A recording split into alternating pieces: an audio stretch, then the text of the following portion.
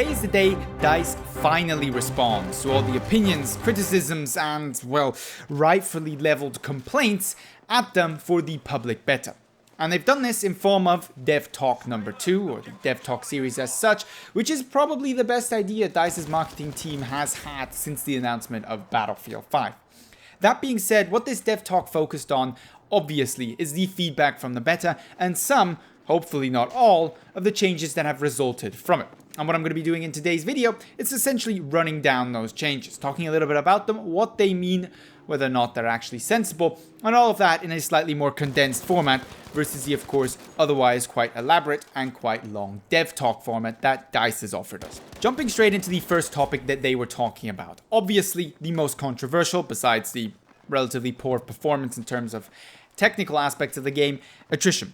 And while they were, unsurprisingly, typical DICE, unwilling to give us too many details on some of the changes that are happening around attrition, as most in the community already know, changes are happening. What they did say is that certain weapons, not all, but certain weapons, most likely we're thinking here of weapons such as the SLRs, I think are going to be having kind of a higher starting ammo capacity, as well as, and this is more interesting to me personally, a higher maximum ammo capacity, so overcharge if you so will, which I hope is not only some weapons, but frankly all weapons. In other words, if you do resupply, you do bother to go and play a fetch quest to get some extra ammo, you don't only still have 3 or 4 magazines, but maybe, you know, you have enough bullets to actually take down a significant number of people before you have to go scream at your teammate again to finally give you some ammo. In addition to that, we're going to all be getting a med pack when we spawn. Small change. Some will approve, some will not. Frankly, I do, because I'm not a big fan of the attrition system. But other than that, the only attrition relevant change that they were actually talking about in this Dev Talk is the prevalence of pre-built med stations, and I believe also ammo stations, although med stations was the specific example they were talking about.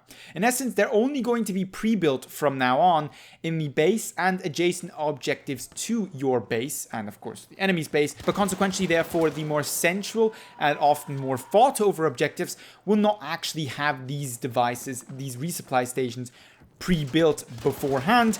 Support, or normal players actually for a matter of fact, will have to get their hands on that toolkit to make sure that they do use it to build those before they actually get shot. Next thing they were talking about, and we will have some demonstrations on screen from the Dev Talk that they provided, visibility. Now they've introduced something called distance hazing to help visibility roughly under 50 meters, and for beyond 50 meters what they're looking at is lighting adjustments more generally, but also more specific lighting adjustments to specific areas of the map which suffered from poor visibility, not necessarily because of the general lighting settings, but just because of the way the map is designed. Frankly, I'm not sure if it's going to be enough. DICE continuously mentions that they want to make incremental and small changes, but given that they have announced that there is going to be no public beta number 2, or that there is so far none intended, whatever that is supposed to mean, it's not really the time for incremental changes. They've not got the opportunity to put this in a gameplay sense past the community again. And the community has made clear that visibility isn't just slightly off, it's a big issue. So dramatic changes here, whatever they actually may entail, are probably the better move than just incremental small adaptations, as DICE so far has indicated they are looking at. Moving on from visibility to another issue, death experience. And here we've got changes such as a faster bleed out, faster respawn time, and the respawn timer now starting once you are dead. Therefore, if you hold on, don't instantly bleed out because you think there's a chance there's a medic or a teammate who's going to be able to pick you up, but that actually doesn't end up happening. So you either switch over to bleed out or you actually end up dying fully.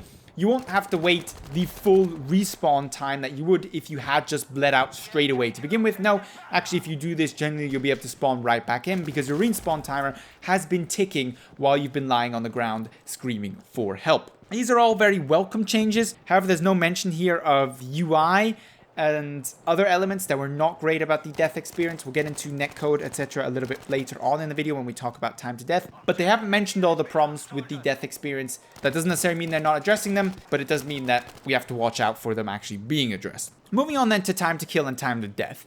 Small amount of details provided here, not many specifics, but what they did say essentially is that the STG is getting a nerf. Some of the better weapons are getting a nerf. They didn't mention any buffs for weaker weapons, which to me looks like the usual DICE mistake when it comes to weapon balancing, nerfing the good ones, leaving the bad ones as is instead of doing it the other way around.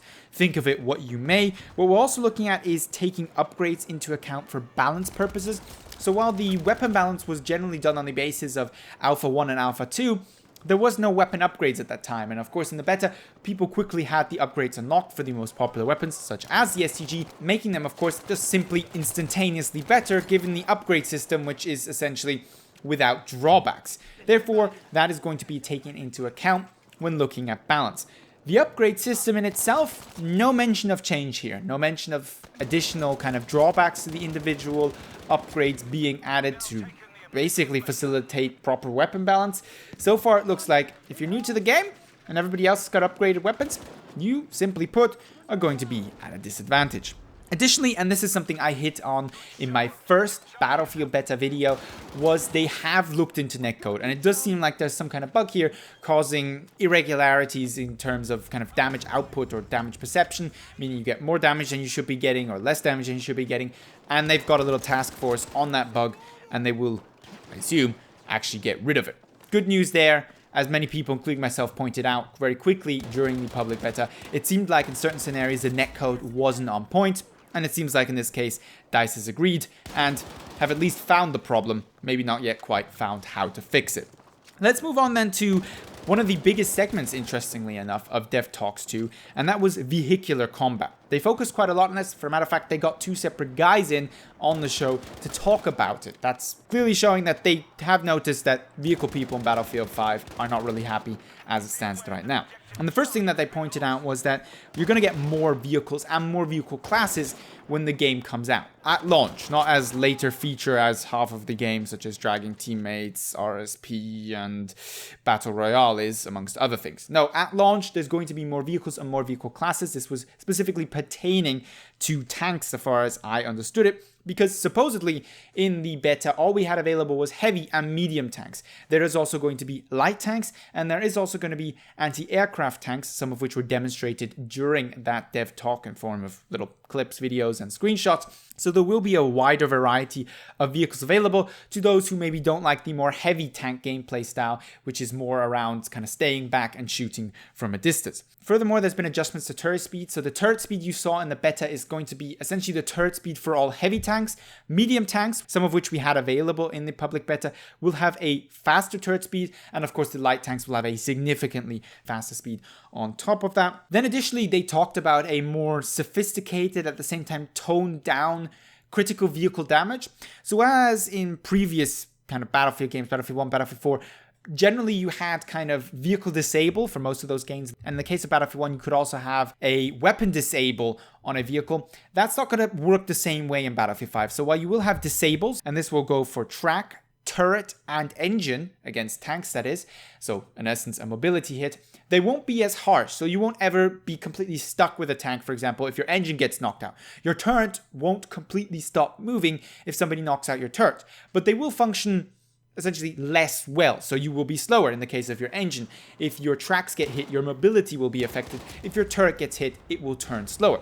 And this is actually quite interesting system for balancing out kind of the vehicular versus infantry combat, allowing infantry to still do targeted damage against vehicles, which is essentially a reward for accuracy. So not just shooting at the tank, but shooting at its track if its mobility is what currently threatens your team most. For example, if it's a light tank that has heavy mobility, is very fast, or if it's a heavy tank, maybe knocking out its turret so that you can more easily approach it from behind with mines, dynamite, something like that. So this kind of more improved system, which frankly just simply wasn't present in the beta, as they pointed out, should make for some more interesting combat when it comes to vehicle versus infantry once the full game launches. Then they went into aircraft. Now, aircraft is probably the biggest problem amongst the vehicular combat problems raised during the beta, and that's essentially what they acknowledged. Specifically, what they said was we're going to get more similar fighter planes, because that was one of the complaints between fighters, that the two different factions were too imbalanced versus each other, and they're going to be better, frankly. They're getting upgrades, as are, frankly, I believe,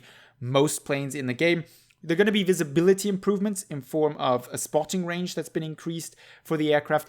And in addition, because the vehicle upgrades will be released in the public build, of course, of the game once it goes live. They are believing that spotting and visibility for planes will be less of an issue because a lot of the vehicle upgrades for aircraft, supposedly, are connected in some way to visibility and spotting.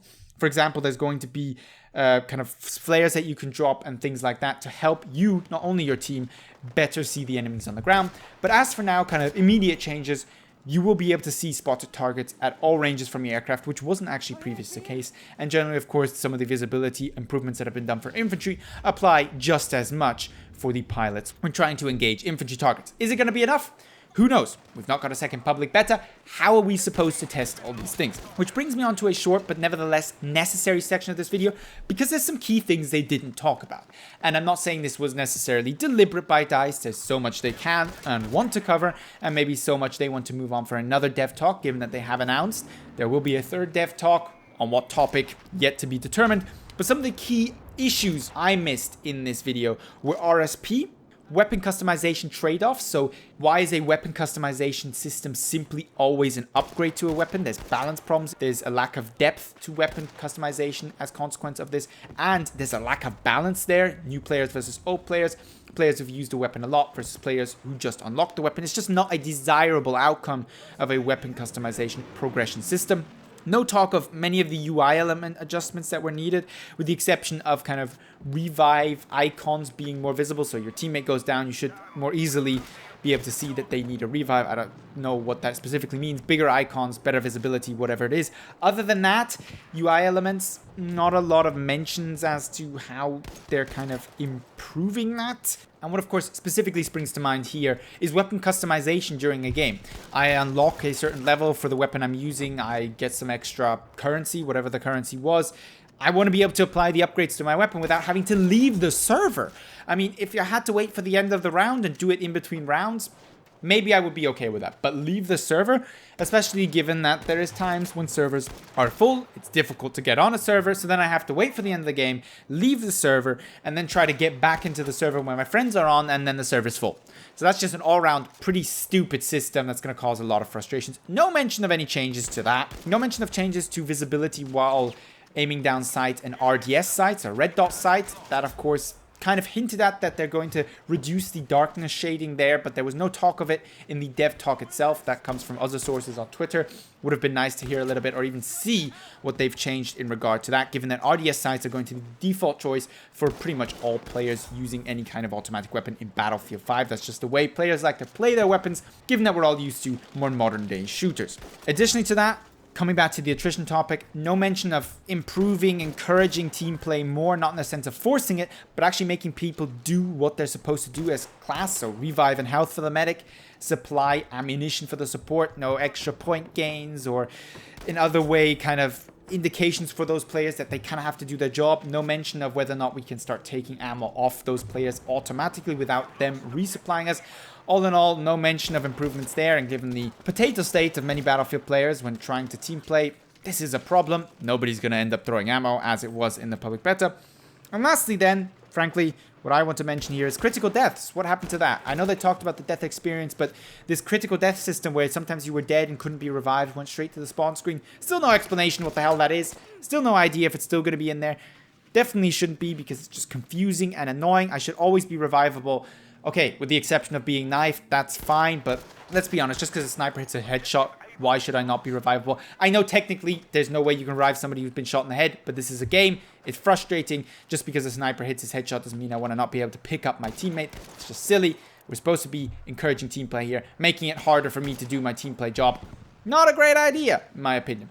That being said, let me know down below in the comments what you thought of this DevDoc 2.0, of the changes proposed and the changes omitted or not mentioned, as I listed just earlier on. For those wondering, today's gameplay was not my own. It was provided for me by a kind friend, Cookie, just for the sake of transparency. That all being said, though, let me know down below in the comments your usual video suggestions, opinions, or hit me up with them on Twitter. If you enjoyed this video, found it helpful, don't forget to give it a thumbs up. But with all that being said, I'd like to thank you very much for watching, and hope to see you in the next Battlefield 5 video.